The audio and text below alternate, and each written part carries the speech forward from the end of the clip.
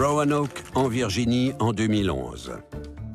Âgé de 37 ans, Randy Roberts est un gentil propriétaire d'une petite entreprise en quête d'amitié, voire même d'amour. Bien qu'il soit un jeune homme rangé, Randy sait qu'il a beaucoup à offrir à la femme de sa vie. Et il travaille dur pour la trouver. Après avoir passé des années entièrement dévouées à mettre sur pied son entreprise, Randy souhaite maintenant trouver une épouse. Afin d'optimiser ses chances, Randy s'est inscrit sur plusieurs sites de rencontres en ligne. Il découvre un site qui va droit au but. On y retrouve les profils de femmes ayant prévu tous les détails de leur mariage et qui n'ont plus qu'à trouver un époux. Randy se met au travail et passe la plupart de ses nuits à étudier le profil des candidates. Dans les forces de l'ordre, il est bien connu que les gens qui s'épanouissent sur le tard sont des proies faciles pour les gens qui ne sont pas dignes de confiance, qui peuvent leur faire du mal ou les escroquer. Voici Candice, une femme de 33 ans qui vit une situation complètement différente. Très sociable, elle a eu plusieurs relations amoureuses, mais n'arrive pas à rencontrer un homme qui lui convient. Du moins, un homme qui ne joue plus dans un groupe de musique avec ses amis de jeunesse. Bravo, t'es vraiment doué. Candice est aux prises avec des troubles de bipolarité qui ont été diagnostiqués il y a 5 ans et elle doit prendre beaucoup d'antidépresseurs. Il lui est difficile de trouver un emploi à temps plein à cause de sa maladie. Elle livre des pizzas 3 jours par semaine. Salut Randy. Salut! Les mardis et jeudis, Candice a un client qui lui laisse de bons pourboires. Un homme poli et maladroit du nom de Randy. Au début, Candice ne lui accorde pas beaucoup d'attention, mais elle remarque son sourire timide et ses regards du coin de l'œil. Son jeu de séduction l'amuse et flatte son amour-propre.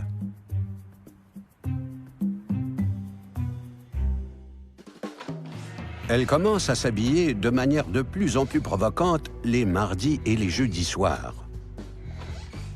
Pour exciter et faire rougir Randy. Un cœur?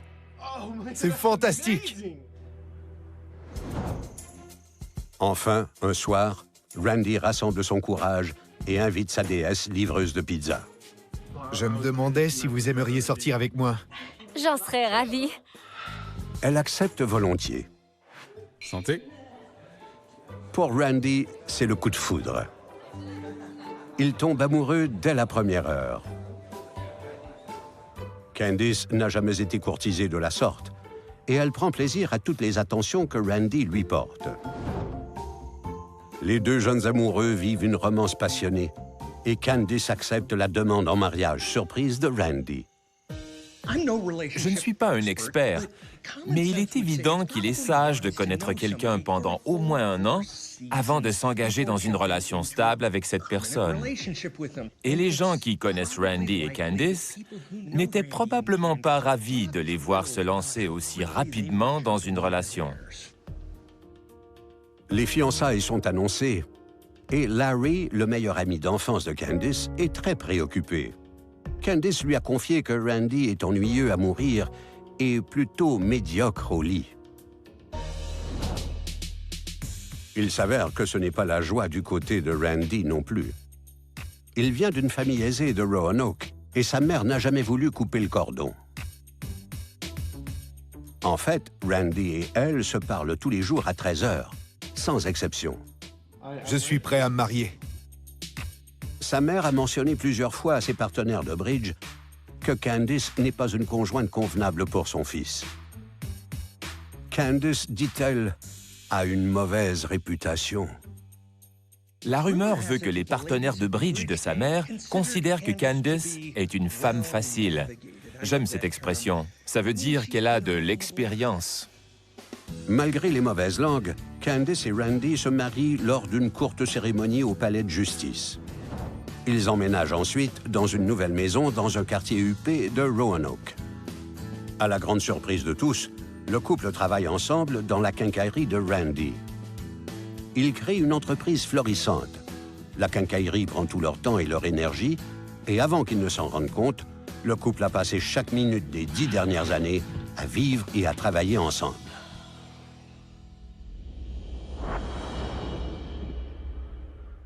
Alors, t'as réglé l'alarme ou pas? Finalement, le stress de posséder et de gérer une entreprise prospère et le fait de passer trop de temps ensemble ont des effets néfastes sur le mariage de Candice et Randy. Randy aime les conversations tranquilles, les longues promenades sur la plage.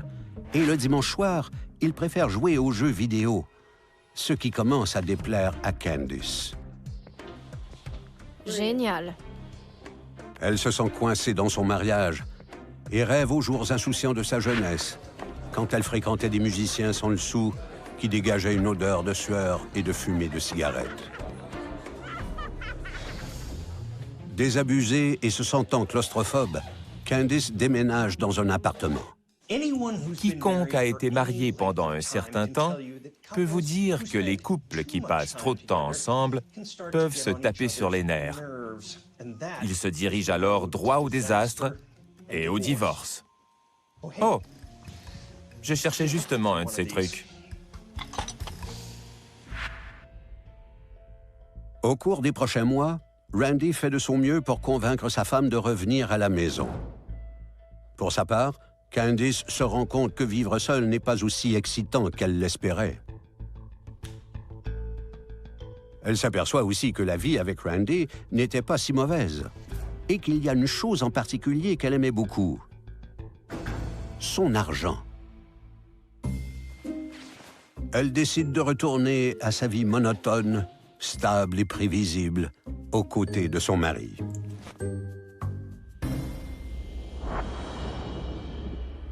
Puis un après-midi, quelques mois plus tard, les choses prennent une tournure dramatique. Candice, effrayée, frappe désespérément à la porte de sa voisine. Quand sa voisine ouvre la porte, Candice la supplie d'appeler le 911. Son mari Randy vient d'être assassiné. Quelqu'un a tué mon mari! Randy Roberts et Candice se marient après un coup de foudre. Après 10 ans de vie commune, le couple traverse une période difficile et décide de se séparer. Finalement, ils reviennent ensemble. Et pendant quelques mois, tout va bien. Affolée, Candice frappe à la porte de sa voisine, la suppliant d'appeler le 911. Quelqu'un a tué mon mari! Elle révèle de façon inattendue que son amant Ricardo vient d'assassiner son mari Randy dans une crise de jalousie. Appelez le 911! Oh mon Dieu! Dans 90% des cas, quand un homme est assassiné chez lui, sa femme est la suspecte numéro 1. Alors maintenant, la police commence à examiner le comportement et les actions de sa femme. Le voilà. Les policiers arrivent chez Randy et Candice et se rendent vite compte que l'affaire est louche. Le corps de Randy Roberts est en état de rigidité cadavérique. La rigidité cadavérique est un enraidissement progressif de la musculature, ce qui veut dire que Randy est mort depuis 14 à 18 heures. Il est donc impossible qu'il vienne juste de se faire assassiner. De plus, le crime semble avoir été mis en scène. Le corps de Randy est retrouvé dans la baignoire, enveloppé dans une couverture, la tête recouverte d'un sac de plastique blanc. Le tueur a voulu simuler une mort par étranglement. Cependant, le nombre de blessures sur le corps de Randy indique qu'il a été battu à mort. Les blessures constatées sur le corps indiquent que le tueur s'est acharné sur sa victime. L'acharnement consiste à infliger un nombre exagéré de blessures pour causer la mort. C'est généralement un signe de rage, de colère et de trahison. Dans un placard près de la salle de bain, la police trouve une chaussure noire à talons aiguilles couverte de sang. Pour les policiers, il est clair que c'est l'arme du crime. Le lit met en évidence un autre détail révélateur. Parmi les draps défaits, on retrouve une tache de sang séché qui correspond à la poitrine de Randy. L'endroit où le crime a été commis nous donne beaucoup d'informations. Par exemple, si le meurtre a eu lieu dans une chambre, il s'agit peut-être de 2 personnes impliquées dans une relation amoureuse. S'il n'y a pas de vol, ça pourrait simplement être un règlement de compte. L'alibi de Candice Roberts s'écroule face aux preuves trouvées sur la scène de crime. L'une des principales questions que se posent les enquêteurs est « Si Randy est mort la nuit dernière, qu'a fait Candice pendant les 16 heures après le meurtre? »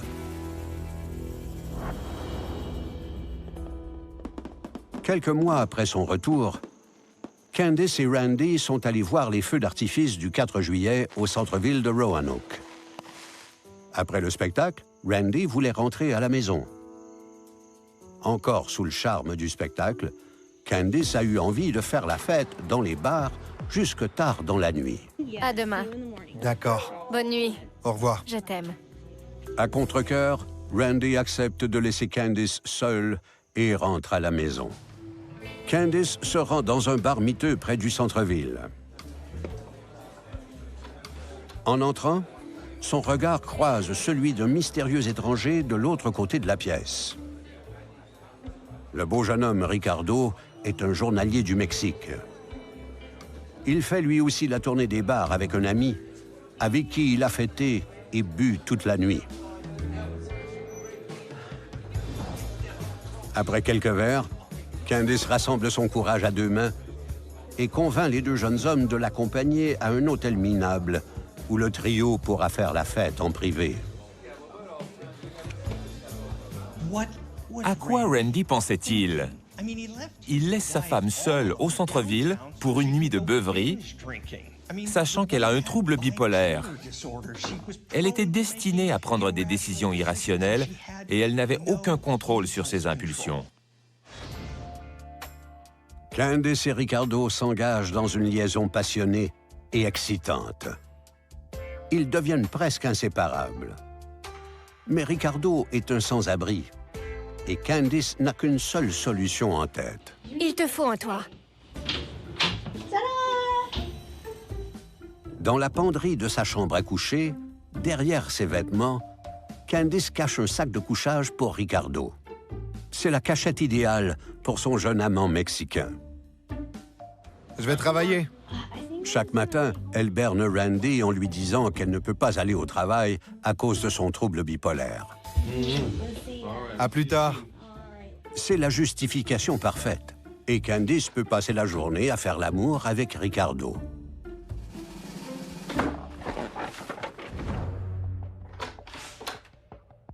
Malheureusement, elle n'est pas consciente des risques qu'elle court.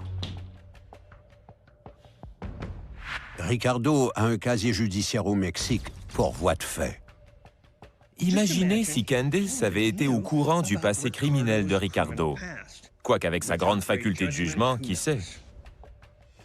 Candice? 1 mois après que Ricardo a commencé à habiter dans la penderie de Candice, Randy rentre à la maison au milieu de l'après-midi pour faire une surprise à sa femme. En approchant de la porte de leur chambre, il est surpris d'entendre les gémissements d'extase de Candice. Désespéré et en colère, Randy entre en trombe dans la pièce. Voilà des mois que la femme de Randy Roberts le trompe avec son amant Ricardo pendant qu'il est au travail. Un jour, Randy rentre à la maison et entend un gémissement de plaisir venant de leur chambre. Au bord des larmes, le cœur brisé et frustré, Randy se précipite dans la chambre. Oh! Il est surpris de trouver sa femme Candice en train de se faire des plaisirs solitaires. Désolée. Randy jette un coup d'œil dans la pièce. Il accepte les explications de Candice avec réticence.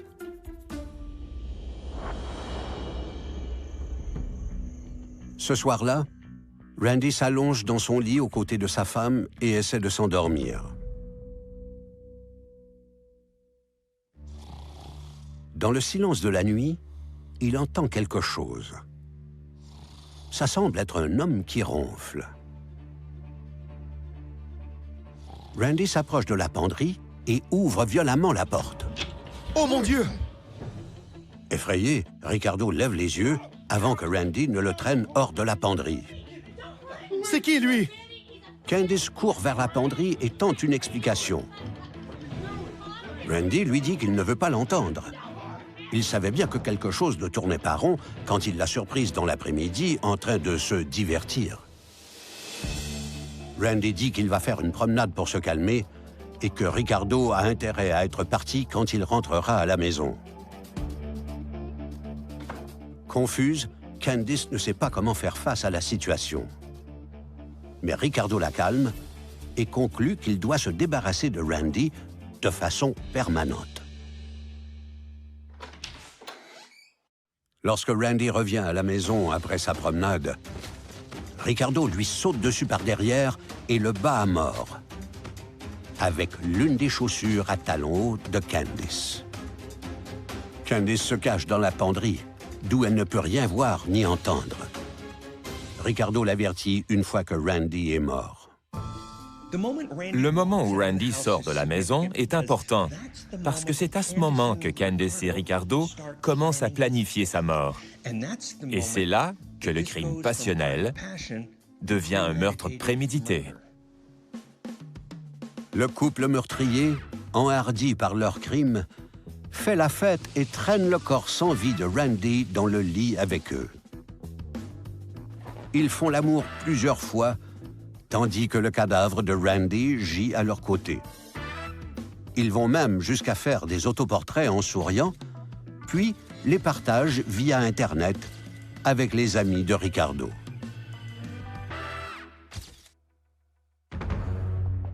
Quand ils ont fini, ils traînent le corps de Randy dans la salle de bain et décident de lui couvrir la tête avec un sac en plastique blanc.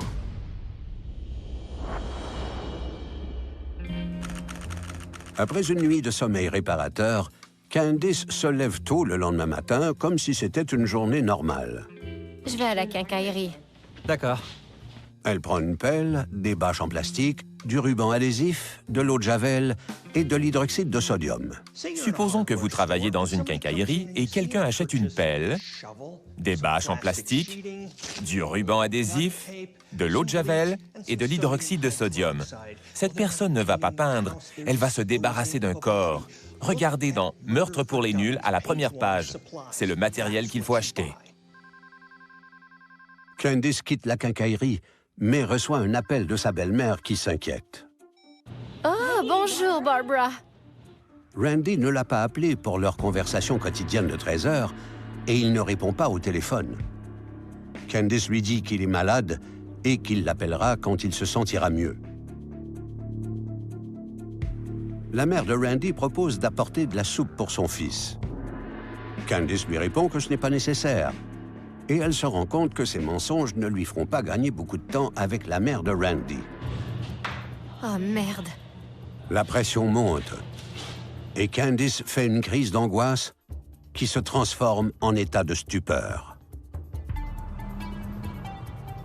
C'est alors qu'elle conçoit un plan pour dénoncer son jeune amant et l'accuser d'avoir assassiné son mari dans une crise de jalousie. En arrivant à la maison, elle sort de la voiture et court désespérément vers la porte d'entrée de sa voisine. Les policiers arrivent rapidement chez les Roberts et trouvent le cadavre de Randy dans la salle de bain sous une couverture. Ils entendent des bruits étranges venant de la penderie de la chambre. Armés de revolvers, ils ouvrent la porte et font une découverte des plus surprenantes. Dans la penderie du couple. Les policiers entrent en trombe dans la penderie de la chambre. Les mains en l'air, pas un geste. Ce qu'ils y trouvent est incroyable. L'amant de Candice Roberts étendu sur un sac de couchage en sous-vêtements. Sortez, couchez-vous par terre. Les policiers arrêtent aussitôt Ricardo pour le meurtre de Randy et lui passent les menottes. Candice Roberts l'a échappé belle. Du moins, c'est ce qu'elle pense. Son jeune amant vient d'être arrêté pour le meurtre au premier degré de son mari Randy et elle est en liberté, dans sa maison, avec tout l'argent de Randy pour elle seule.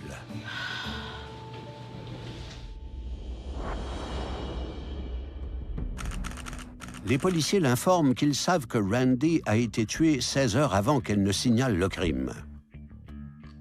Elle joue la surprise. Mais ils ne croient pas son histoire et veulent savoir pourquoi elle leur ment. Ils lui posent aussi des questions à propos de la cachette douillette dans la penderie. Les policiers ont aussi un élément de preuve à charge. Une vidéo filmée après le meurtre de son mari et qui a été mise en ligne.